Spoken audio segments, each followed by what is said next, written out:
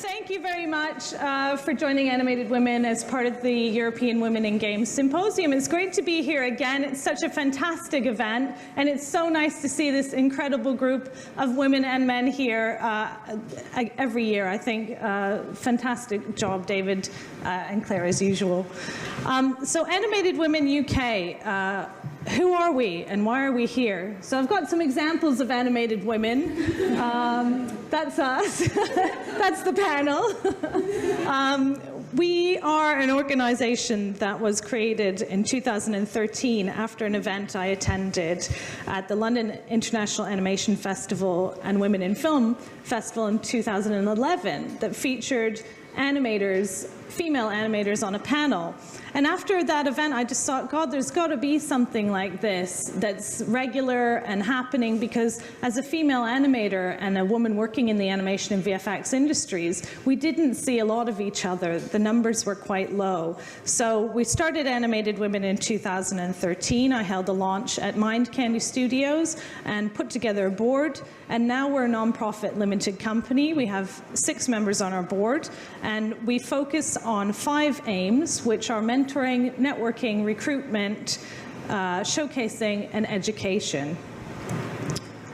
Our mission is to positively support, represent, and encourage women in animation and VFX in the UK.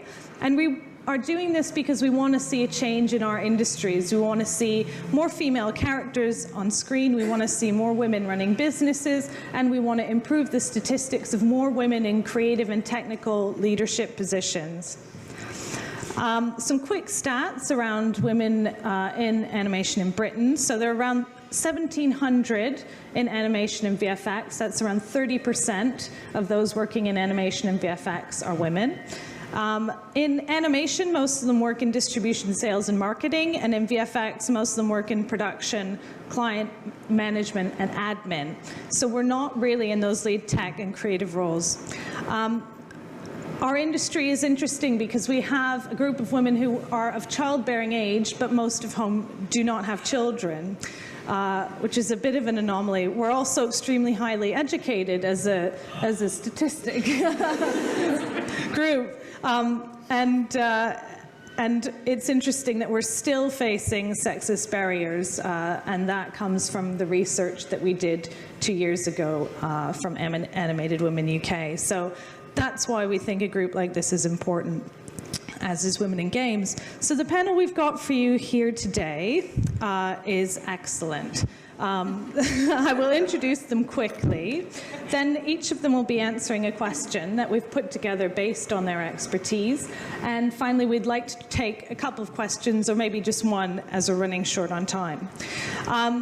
So I'll be chairing the panel today. My name is Lindsay Watson. I'm chair and founder of Animated Women UK, and I take care of all of the animation side of things. I have a co-chair, Louise Hussey, who works at Double Negative VFX. She does all the VFX stuff. And then we have leaders in careers, education, volunteering, and so on our board.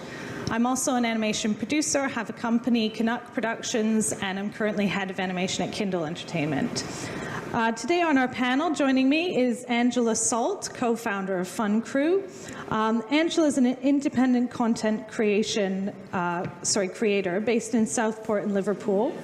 She's author of Spooky Skaters, which is a graphic novel done for Scholastic, and is formerly a successful illustrator and educator. She's recently launched Bear, Bud and Boo with global partners Technicolor and Brown Bag Films, and is developing an animated series around a dynamic team of gamers who just happen to be girls.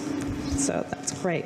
Bev Bush is a senior lecturer in games design at University of Central Lancashire.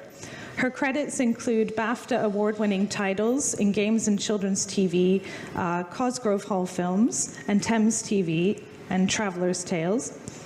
Bev has worked with many large publishers, including BBC, ITV, Disney Interactive, Sony, Jim Henson, on games such as Mickey Mania, Crash Bandicoot, and Lego Star Wars.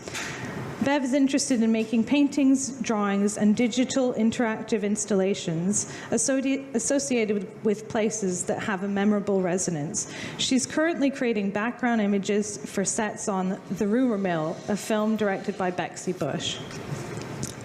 Juliette Sabar is MD and partner at Plug-in Media.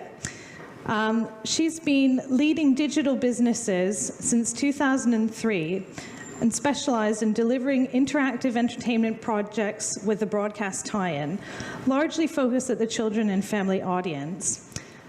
Plug-in Media has moved into original IP development, capitalizing on experience within the kids' content sector to create original productions and publish original IP across multiple platforms. Tea and Mo is a CBeebies website that is now being turned into a 50 times 7-minute animated TV series. Maria Stukov is a driving force behind many of the transformative programs that she's set into motion. She's been a mentor and supported enterprises that strive for digital inclusion. She's also an avid film and animation fan. Currently, her role is head of digital at BBC Academy, and previously she spent 7 years at Sony Computer Entertainment Europe as head of PlayStation First. Her job was to inspire the next generation of animators, designers, and coders to create PlayStation content. Currently, she leads the digital learning and development functions across all levels. Finally, we have Una Maserati, who's previously an animator on preschool series Whiffle and Fuzz and documentary Active Terror. She's a video editor, designer, and animator at Sega Europe. So I'd like to start by asking each of you a question. And this relates not only to animation and VFX, but games as well, and your experience across those industries as women. So Julia, if you're happy, I'll start with you.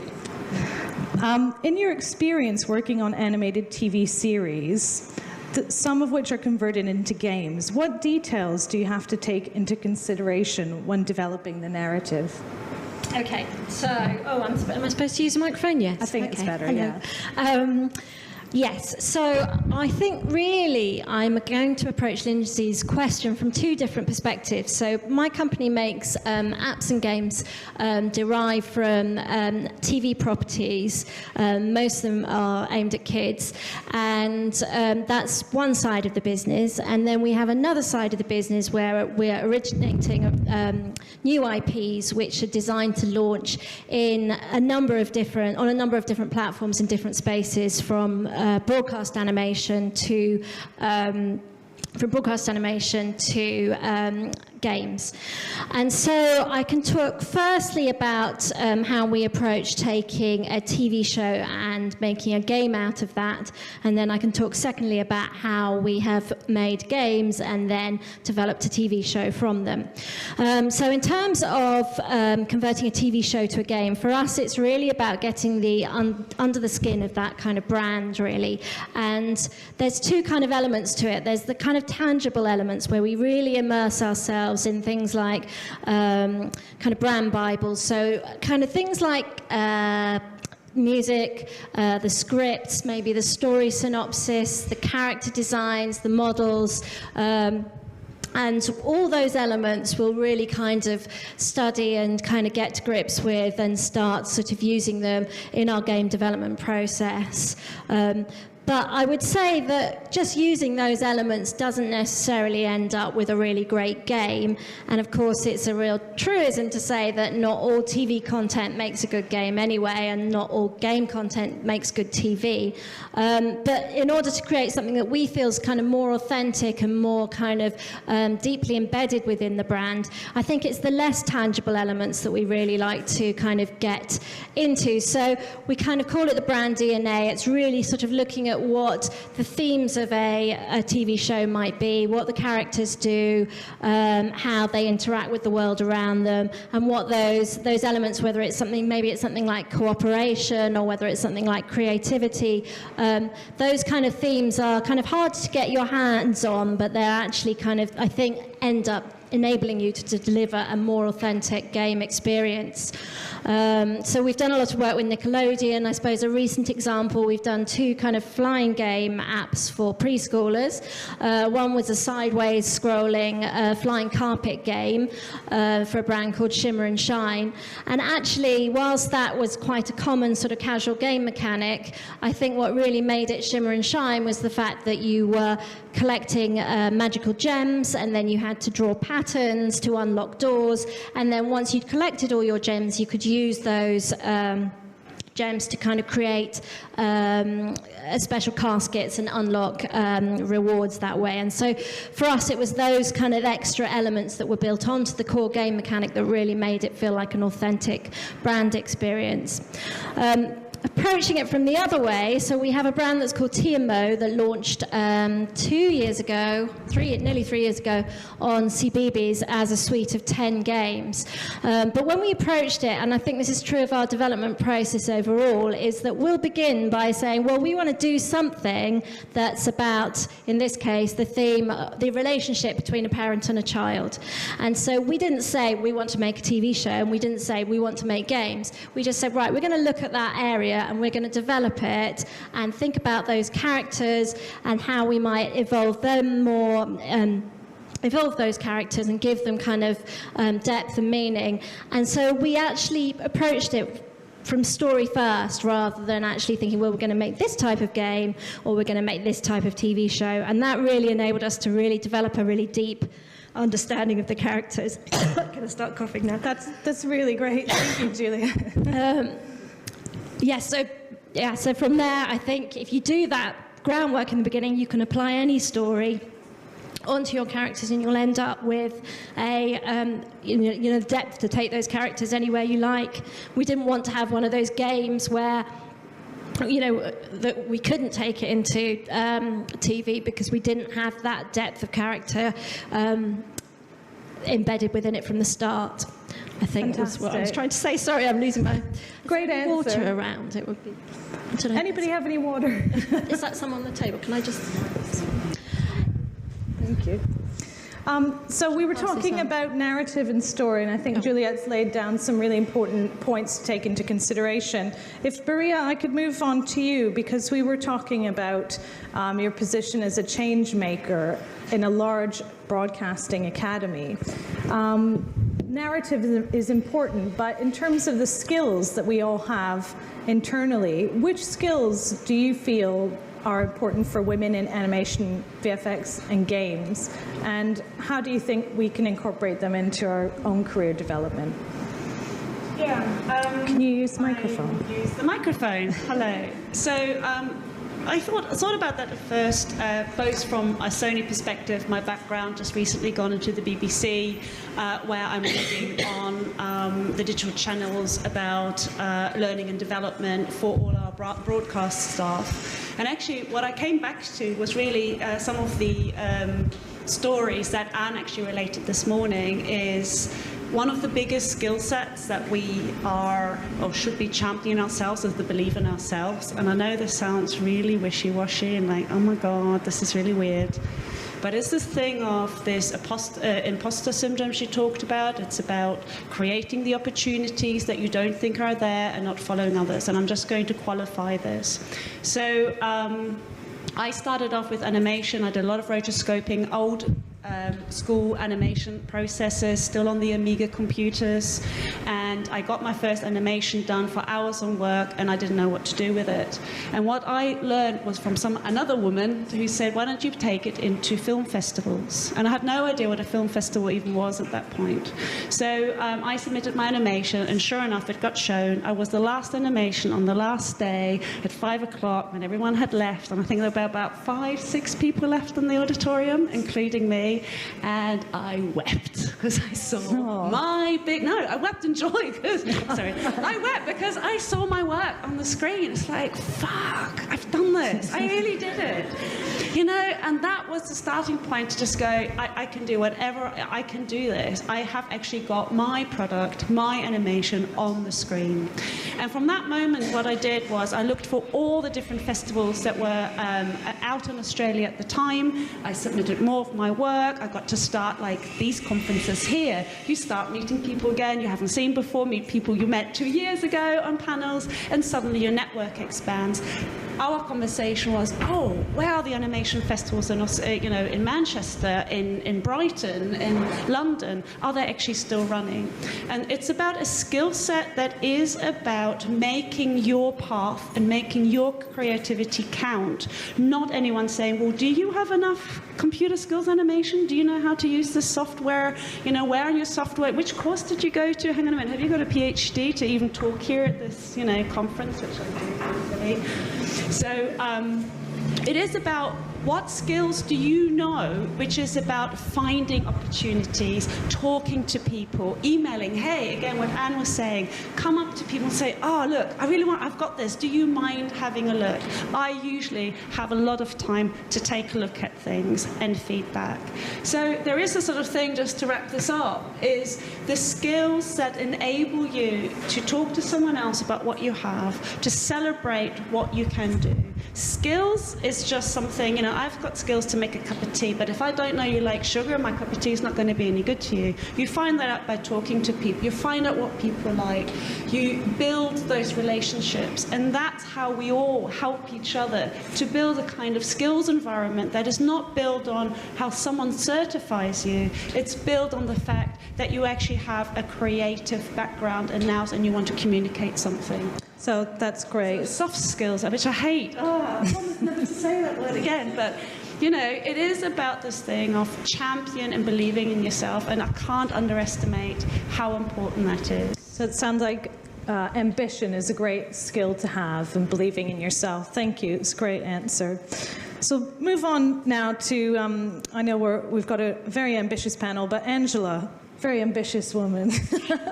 Angela, as a writer and concept developer for an animated series, how do you go about constructing female characters? Because this is something that you're doing in your role with your company, but I think maybe you're not a businessman, you're not an ambitious, steaming businessman, but you're very creatively ambitious. So I think you seem appropriate to answer that question. Oh, thank you. It's a really massive question. I know I've only got 3 minutes.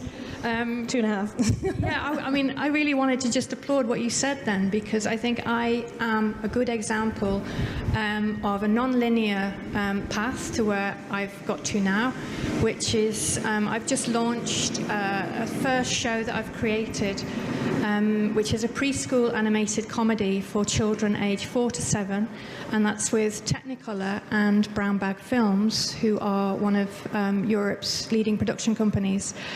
And I kind of a few years ago fell into children's media from being an illustrator, and then started to write. Met wonderful people through the Children's Media Conference, and I've had fantastic mentoring and such support from the women especially in this industry, that when you ask me about how I go about constructing female characters, I just think, I'm writing from first-hand experience. Number one, I'm a woman, and I want to do justice to all the fantastic women that I've met so far. I have 3 children, 2 teenage daughters. Obviously, I have them in mind when I'm writing, and I want to come up with, really dynamic, aspirational characters. I think it's really important that we do that anyway across all media, but especially in preschool, where I've been working recently. This is where we're showing girls how they can be in the world, what they can be, I feel, I'm working in cartoons. It's lovely and it's fun, but actually I take it very, very seriously, the responsibility to show really good, strong characters on screen. I was lucky enough to see Gina Davis, the actress, speak at Kids Screen in Miami in February, and she was amazing. She's obviously doing a lot advocating more women in every role across film and TV. And she gave this tremendous talk, and it was basically called "If She Can See It, She Can Be It." And I think although, it's unthinkable for me personally to create sort of, subordinate, wishy-washy female characters. That's just not me at all. But I think what I do naturally, I've definitely been thinking about more explicitly since seeing Gina Davis talk a year ago. One of the things is, so the show that I'm developing something at the moment, which is it's animated comedy action show, and it has at the core 5 girl gamers, and they're an elite team, and they've created this amazing world that is under threat from predatory malware that basically wants to shut down their fun. So they're protecting the fun force. They want the freedom to race around on 50-foot robotic cats.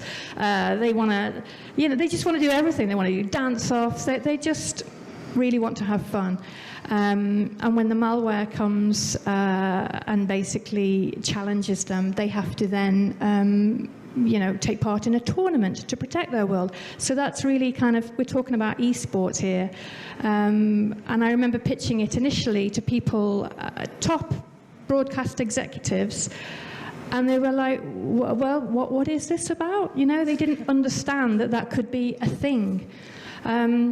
I enjoyed watching films like Whip It with my teenage girls, and I found that very inspiring.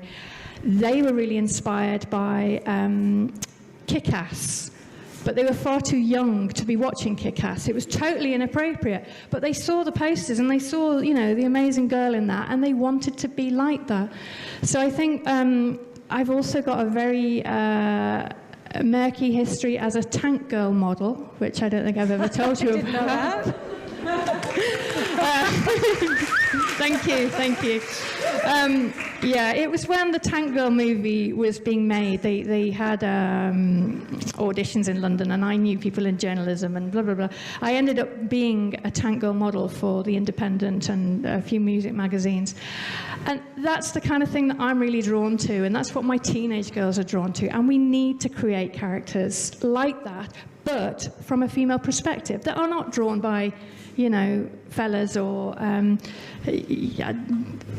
it's just, I felt like I wanted to do something that had that spirit, but also was very feminist. I love Furiosa, say, from Mad Max, really strong, dynamic women. That's the characters I try to create. You're getting influences from a lot of the other things that you see around you, and those filter through to the characters you create. Yeah, definitely. And that constantly as well. Yeah. So that's really brilliant. Thank you. I've got a million more things I could say. So if anybody's interested, again, really like Maria, I'm very, very willing to talk to anybody and support and give some mentoring, because I've been on the receiving end of that. It's brilliant. Thank you.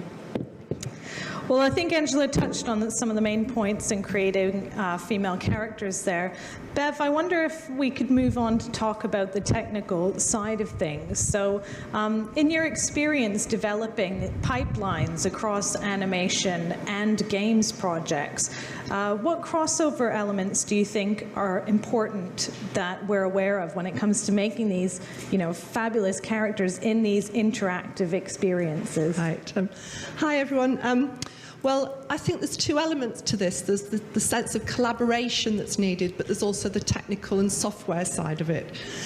From the point of view of software, where games and animation meet, there's a lot of common denominators in the pre-production side.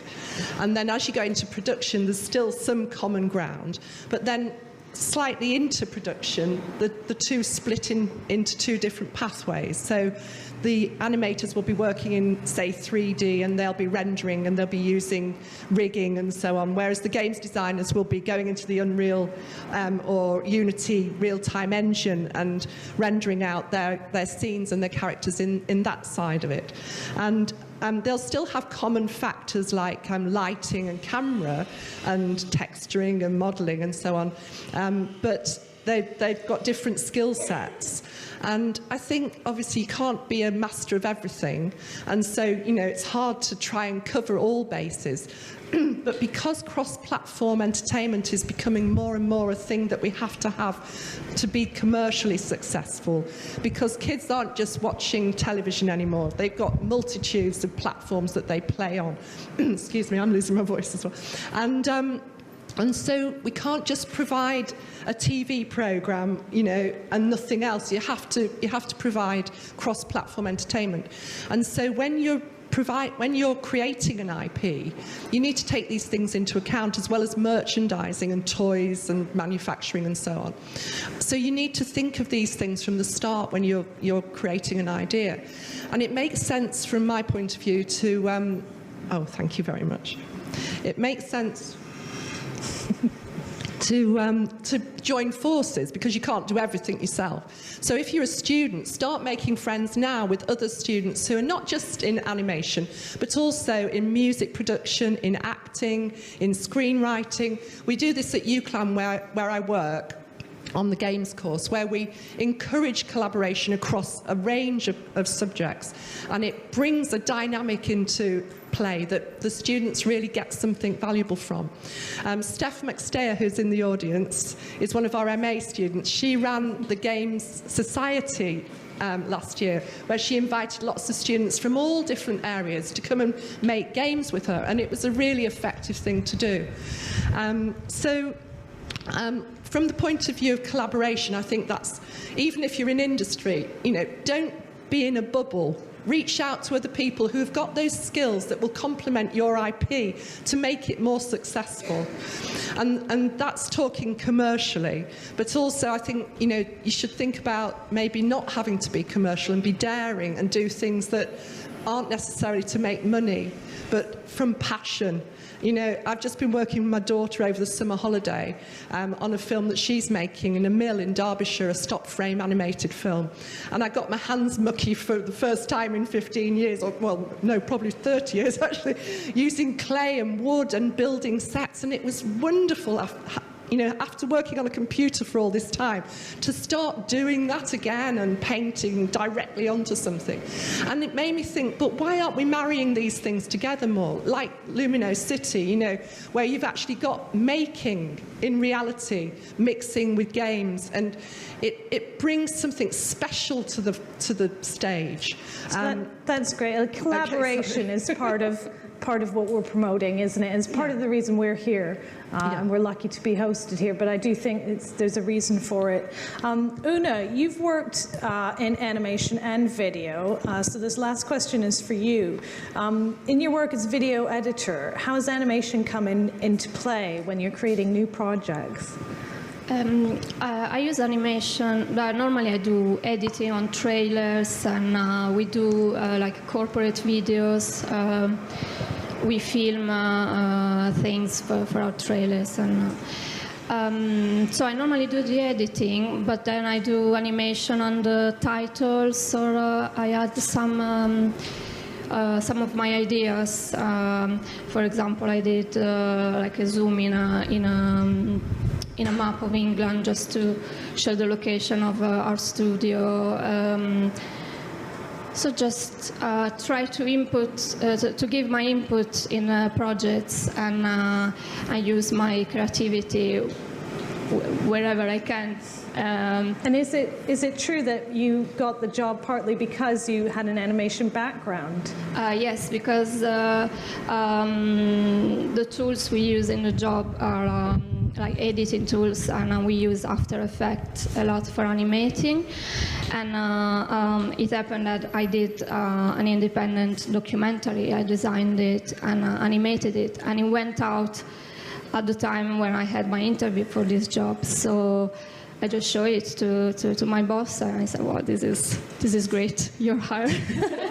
So Una is a living example of yet another woman who has worked in animation and games and very successfully crossed over the two and still works in both sectors. So we will be here later today. We're running a workshop at 4 p.m. I know we're running a bit behind, but we just wanted to share all of our experiences with you. And finally, I have some resources that you could turn to if you're looking to incorporate animation and VFX with games. There is an event called Festivus in London, which is games developers, animators, VFX people. I've put some websites up there that you can reference for organizations, other women's organizations that we collaborate with, government and other industry websites that you might find helpful. But we'll be around today, and do ask us any questions. We don't have time for questions, do we? But we will be here to answer your questions. So we look forward to speaking to you. Thank you very much for your time. Did you have an announcement? Thank you, panel.